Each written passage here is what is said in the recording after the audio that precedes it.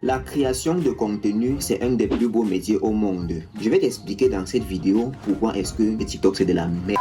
Pourquoi est-ce que ça ne va pas t'aider à t'améliorer si tu veux aller loin dans le montage vidéo ou bien si tu veux avoir un contenu assez pertinent avec des transitions, avec des zooms, une bonne fluidité dans la vidéo. Bon, la batterie de mon téléphone est faible.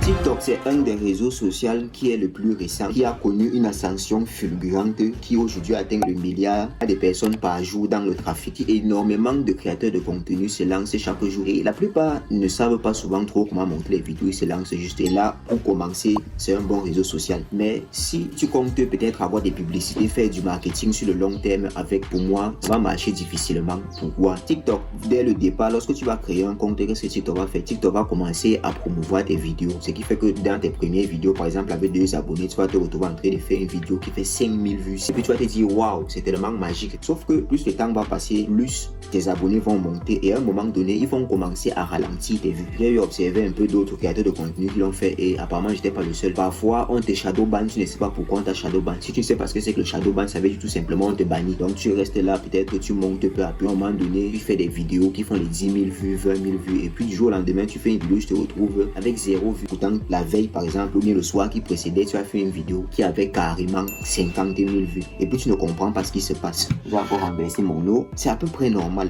pour eux. Tu as des abonnés, tu as travaillé sur un compte qui a des abonnés, qui a énormément de vues et puis du jour au lendemain, tu te retrouves avec 145 vues. Tu te rends compte qu'on t'a shadowban et puis tu es obligé d'attendre et puis ça se répète à chaque moment. Chaque moment, tu as toujours des difficultés. Pourtant, si tu commences par un réseau comme YouTube par exemple, lorsque tu vas arriver là-bas, tu vas difficilement voir des créateurs de contenu qui produisent des vidéos médiocres parce que là-bas c'est un réseau social où les gens sont extrêmement professionnels, ils savent ce qu'ils veulent, ce qui fait en sorte que ça va te pousser donc à vouloir aussi t'améliorer. Tu dois donc produire un contenu meilleur que si tu étais resté sur TikTok, parce que sur TikTok par exemple tu peux simplement prendre ta caméra et te mettre à bavarder et après paf tu te retrouves avec 20 000 vues sans avoir même les bases du montage. Or sur YouTube, pour avoir un seul abonné, il faut le mériter, il faudrait que la personne apprécie énormément ta vidéo. Autant sur TikTok tu peux faire le je m'abonne, tu t'abonnes et tu pour finir tu te retrouves avec 10 000 abonnés en peu de temps. Et même quand il te shadowban et que tu crées un autre compte, ce compte également est bloqué. Tu crées encore un autre compte, ce compte est bloqué. Pourtant, tu fais pas un contenu mauvais. Tu ne comprends même pas où tu as violé les règles. Si tu enlèves une vidéo, ton compte va également commencer à réduire.